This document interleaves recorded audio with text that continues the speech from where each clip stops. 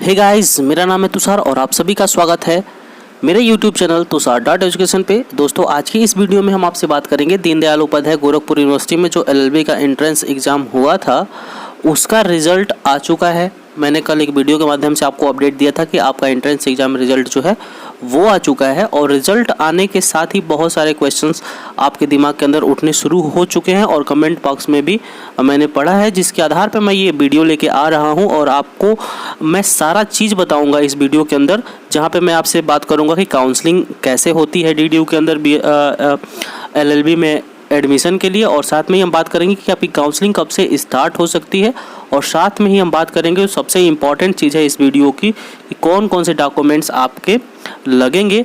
और इसके अलावा बहुत सारी चीज़ें हैं जो इस वीडियो में हम जानने वाले हैं। तो मैं आपसे रिक्वेस्ट करूंगा कि इस वीडियो को अंत तक देखिएगा। आपने भले ही सारे वीडियोज़ स्किप किए हों, उससे कोई मतलब नहीं है, लेकिन ये वीडियो आप बिल्कुल स्किप मत करिएगा क्योंकि इस वीडियो का हर पॉइंट आपके लिए बहुत ही ज़्यादा इंपॉर्टेंट है। और अब जो है आपका रिजल्ट आने के बाद आपके एडमिशन में बहुत समय नहीं बचा है, तो यदि आपके मार्क अच्छे आ रहे हैं तो आपके लिए ये वीडियो बहुत इंपॉर्टेंट है, और साथ ही साथ उन लोगों के लिए भी ये वीडियो इंपॉर्टेंट है जिनको लग रहा है कि उनका नंबर कम है, एडमिशन नहीं हो पाएगा। तो इन सारे पहलुओं पर हम बात करने वाले हैं इस वीडियो में। इस वीडियो को अंत तक देखिएगा। वीडियो लंबी होगी, उससे कोई फ़र्क नहीं पड़ने वाला। आप 10 से 15 मिनट निकाल सकते, 15 मिनट ज़रूर निकालिए। इस वीडियो को अंत तक देखिएगा, हर बात इंपॉर्टेंट है। तो चलिए वीडियो शुरू करते हैं और जान लेते हैं इन सारी चीज़ों को।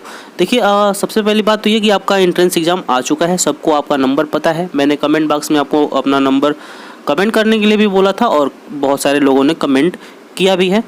तो और उसके बाद आपका जो अगली बारी जो आती है वो आती है कि आपकी काउंसलिंग कब से स्टार्ट होगी। देखिए, सबसे पहली बात तो ये है कि नॉर्मली जो आपके काउंसलिंग का अपडेट आने का समय है वो कम से कम 1 हफ्ते लग जाते हैं कि आपका कोई काउंसलिंग का अपडेट आ जाए कि आपकी काउंसलिंग इस दिन से है।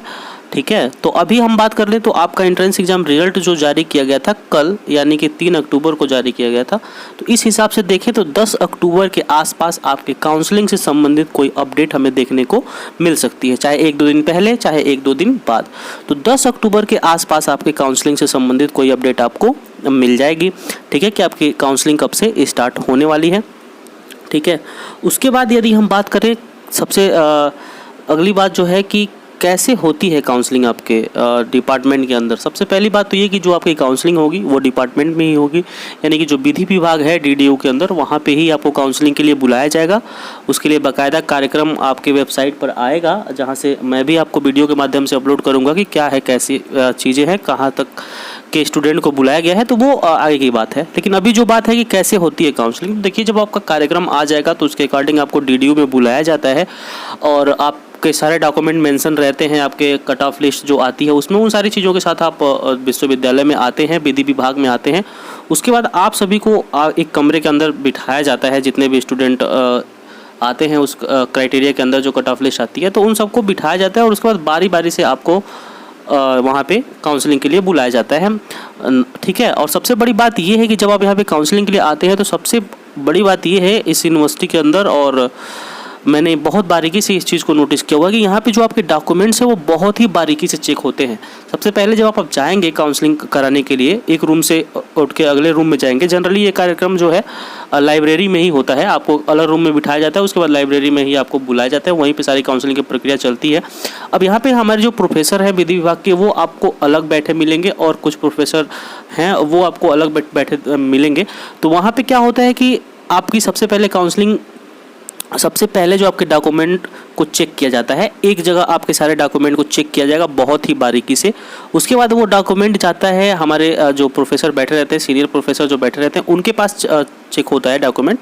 और सबसे पहली बात है कि बहुत बारीकी से ये डॉक्यूमेंट चेक होते हैं। तो आपको वहाँ पे आप जितने भी आपके डॉक्यूमेंट हैं, आपने जहाँ से ग्रेजुएशन किया हुआ है, जहाँ से आपने इंटरमीडिएट किया हुआ है, हाई स्कूल किया हुआ है, तो अगर आपको कोई भी कमी आपके डॉक्यूमेंट के अंदर लग रही है तो आप उसके लिए तैयार रहेंगे। आपको सटीक जवाब देना होगा वहाँ पे कि वो अगर कोई डाउट हो रहा है तो वो आपसे ज़रूर पूछेंगे, तो आपको सेटिस्फाई करना पड़ेगा उन लोगों को। तो उसके लिए आप पहले से ही प्रिपेयर होके आएंगे। और उसके बाद जब आपका वो डॉक्यूमेंट चेक होता है उसके बाद आपको वहाँ से जो है बता दिया जाता है कि आप जो है पेमेंट करेंगे जाके, वेबसाइट पे लिंक आएगा उसका। तो ये काउंसलिंग की प्रक्रिया होती है, ठीक है। और उसके बाद सबसे जो इम्पॉर्टेंट चीज़ है कि कौन कौन से डॉक्यूमेंट आपके लगने वाले हैं। ये सारी चीज़ें तो नॉर्मली हैं, ये आपको कोई खास दिक्कत नहीं होगा, लेकिन मेन चीज़ आपके पास डॉक्यूमेंट बिल्कुल रेडी रहने चाहिए। और डॉक्यूमेंट पे बात करने से पहले मैं आपको दिखाना चाहूँगा कि जो पिछली बार कट ऑफ लिस्ट आई थी उस पर किस किस डॉक्यूमेंट को मेंशन किया गया था।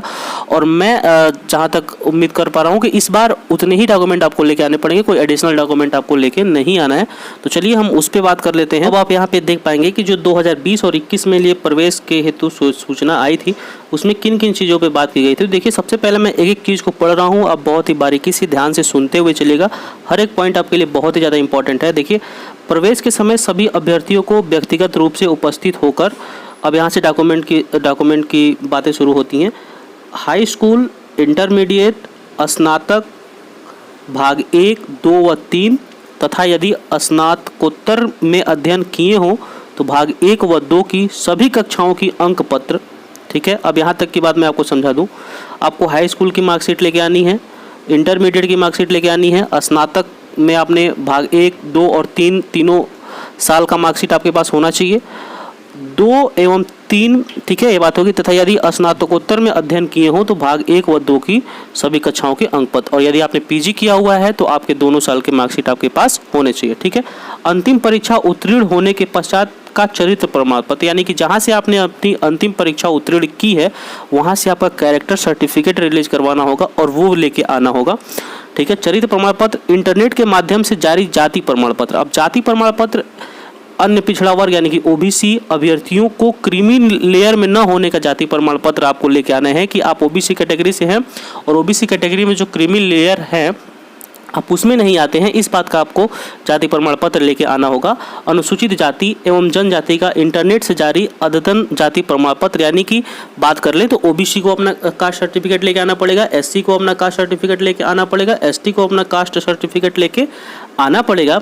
और वहीं पे यदि आपने एनसीसी किया हुआ है, एनएसएस किया हुआ है इत्यादि के सभी प्रमाण पत्रों की मूल प्रतियाँ यानी कि ओरिजिनल कॉपी तथा सभी प्रमाण पत्रों की 2-2 छाया प्रतियाँ लाना अनिवार्य है। यहाँ तक जितने भी डॉक्यूमेंट मैंने ऊपर आपसे डिस्कस किए उन सब में क्या करना है, आपको ओरिजिनल कॉपी तो लेके आना ही है, साथ में 2-2 छाया प्रतियाँ यानी कि 2-2 फोटो कॉपी प्रत्येक डॉक्यूमेंट का आप 2 सेट तैयार कर लेंगे, इतना आपको लेके आना है। और यहाँ पे आप सोच रहे होंगे ईडब्ल्यूएस वाले, तो बिल्कुल ईडब्ल्यूएस के चलते पिछले साल बहुत सारे स्टूडेंट परेशान हुए थे और वो समझ नहीं पाए थे कि उनका ईडब्ल्यूएस सर्टिफिकेट जो है वो एक्सपायर हो चुका है।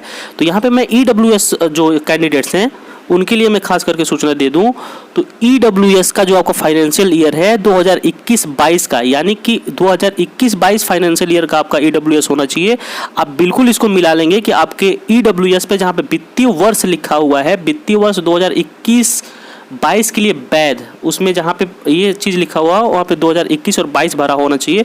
आप लोग बिल्कुल इसको मिला लीजिए। आप इस चक्कर में ना रहिए कि आपने फरवरी में अगर बनाया है अपना ईडब्ल्यूएस तो वो आपका मार्च में एक्सपायर हो जाएगा। तो ये इस चक्कर में ना रहेंगे कि आपका ईडब्ल्यूएस जो है 1 साल चलेगा, ऐसा नहीं होता, वो एक फाइनेंशियल ईयर के लिए बनता है। तो आप इसको मिला लेंगे।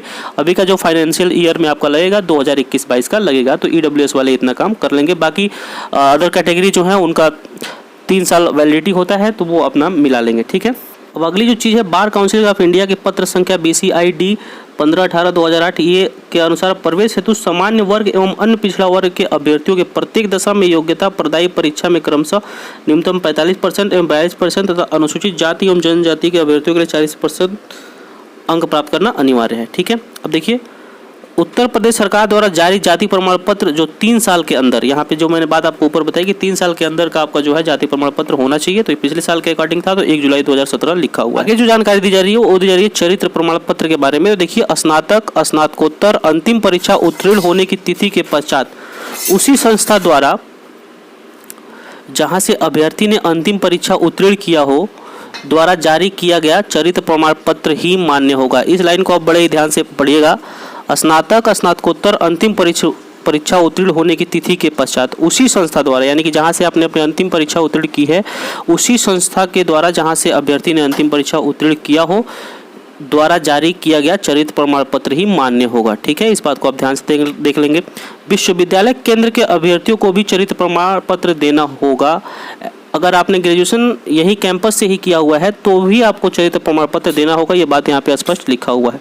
यदि हम बात करें व्यक्तिगत भूतपूर्व छात्र को जब तक वे संस्थागत छात्र थे, अंतिम शिक्षण संस्था द्वारा निर्गत चरित्र प्रमाण पत्र तथा राजपत्रित अधिकारी द्वारा जारी किया चरित्र प्रमाण पत्र जो 6 माह के अंदर का निर्गत किया गया हो देना होगा। अब यहाँ पे आपको दिखा है 6 माह पुराना, आपका 6 माह से ज़्यादा पुराना नहीं होना चाहिए आपका कैरेक्टर सर्टिफिकेट। यहाँ पे भी इस बात को लिखा गया है। जिन अभ्यर्थियों ने वर्ष 2020 की पूर्व योग्यता प्रदायी अंतिम परीक्षा उत्तीर्ण की है उन्हें उपयुक्त अंतराल के स्पष्टीकरण हेतु नोटरी द्वारा तथा जारी शपथ पत्र प्रवेश के समय प्रस्तुत करना होगा। अब यहाँ पे सबसे इंपॉर्टेंट चीज़ है, इसको बड़े ही ध्यान से आप समझ लीजिए। मैंने जहाँ पे डॉक्यूमेंट की वीडियो बनाई थी वहाँ पे मैंने इस बात को डिस्कस किया था, फिर भी मैं आपको यहाँ पे एक चीज़ बता दे रहा हूँ कि अगर आपका गैप है 2020 की पूर्व, अब ये चूँकि पिछले साल का है तो यहाँ पे ईयर 2020 लिख रहा है, लेकिन मैं आपको बता दूँ कि अगर आपका गैप है तो आपको एक गैप ईयर का नोटरी बनवाना पड़ेगा आपके तहसील से, और वो लाके वो भी साथ में आपको लेके आना पड़ेगा डॉक्यूमेंट के साथ कि आपका वो जो गैप हुआ है वो किस कारण हुआ है, इस बात का नोटरी आपको लेके आना पड़ेगा विश्वविद्यालय। तो नोटरी भी आपको एक बनवा लेना चाहिए आपके तहसील से जाके, ठीक है। अब आगे जो 6ठे नंबर पे बात की गई कि प्रवेश शुल्क आपका ऑनलाइन जमा होगा, तो ये अलग चीज़ है, ये काउंसलिंग के बाद की प्रक्रिया है। और फीस जमा करने के 2 दिन के भीतर अपनी फीस रसीद विभाग में जमा करें जिससे आपका पंजीकरण विभाग में हो जाए। आप फीस जमा करते हैं, उसके बाद एक ऑनलाइन जो फिर रिसिप्ट जनरेट होता है उसको ला के आपको विभाग में जमा करना होता है जिससे आपका पंजीकरण यहाँ पे हो जाता है विश्वविद्यालय में और आपका एडमिशन जो है वो फाइनली खत्म हो जाता है। अब प्रवेश के समय आधार कार्ड अन्य पहचान पत्र भी लाना है। आपको अपना एक आइडेंटिटी कार्ड लेके आना पड़ेगा और सबसे बढ़िया है कि आप अपना आधार कार्ड लेके आइए, उसकी भी 2 सेट फोटोकॉपी करा लीजिएगा। अभ्यर्थी को व्यक्तिगत रूप से उपस्थित न होने पर अथवा किसी भी प्रमाण पत्र एवं अंक पत्र के अभाव में प्रवेश नहीं दिया जाएगा तथा इसकी समस्त जिम्मेदारी स्वयं अभ्यर्थी की होगी। आप यहाँ पे देख सकते हैं बड़े ही स्पष्ट शब्दों में लिखा गया है कि अभ्यर्थी के व्यक्तिगत रूप से उपस्थित न होने पर अथवा किसी भी प्रमाण पत्र एवं अंक पत्र के अभाव में, यहाँ पे बिल्कुल स्पष्ट लिखा हुआ है कि किसी भी प्रमाण पत्र एवं अंक पत्र के अभाव में प्रवेश नहीं दिया जाएगा। ये सबसे इम्पोर्टेंट चीज़ है आपके लिए तथा इसकी समस्त जिम्मेदारी स्वयं अभ्यर्थी की होगी, ठीक है। तो ये सारा कुछ मैंने आपको बता दिया है वीडियो में। अगर आपको लगता है कि कोई चीज़ छूट गया है तो आप कमेंट करिए, मैं आपको रिप्लाई करूंगा। और कई सारे स्टूडेंट्स हमसे पूछ रहे हैं कि सर मेरा इतना नंबर है, मेरा एडमिशन हो पाएगा कि नहीं हो पाएगा। तो मैंने आपके ही फीडबैक पे एक वीडियो अपने चैनल पे बना रखा है कट ऑफ से रिलेटेड, तो आप उसको जाके देख सकते हैं और एक आइडिया ले सकते हैं कि आप कहाँ हैं, ठीक है। और सबको इंडिविजुअली जो है रिप्लाई कर पाना थोड़ा मुश्किल होता है, तो इसके लिए मैंने एक वीडियो पहले ही बना दिया है, तो आप उसको जाके देख के अपना आंकड़ा लगा सकते हैं कि आप कहाँ पे हैं, ठीक है। और परेशान होने की ज़रूरत नहीं है, जिसका कम नंबर है अभी जब कार्यक्रम आने शुरू होंगे काउंसलिंग के लिए, कट ऑफ आनी शुरू होगी तो बहुत सारा चीज़ें जो है वो क्लियर हो जाएंगी। तो ये सबसे पहली बात तो ये डॉक्यूमेंट आप पूरा इकट्ठा कर लीजिए, डॉक्यूमेंट के अभाव में आपको एडमिशन नहीं दिया जाएगा, ये बात यहाँ पे स्पष्ट लिखा हुआ है। तो ये सारा कुछ था वीडियो में। आपको लगता है कि कुछ छूट गया है वीडियो में या फिर कोई डाउट आपके दिमाग के अंदर है तो कमेंट करिए, मैं उसका रिप्लाई करूँगा। तो मिलते हैं किसी और वीडियो में किसी नए अपडेट के साथ, बने रहिए मेरे साथ। तब तक के लिए जय हिंद, जय भारत, टेक केयर।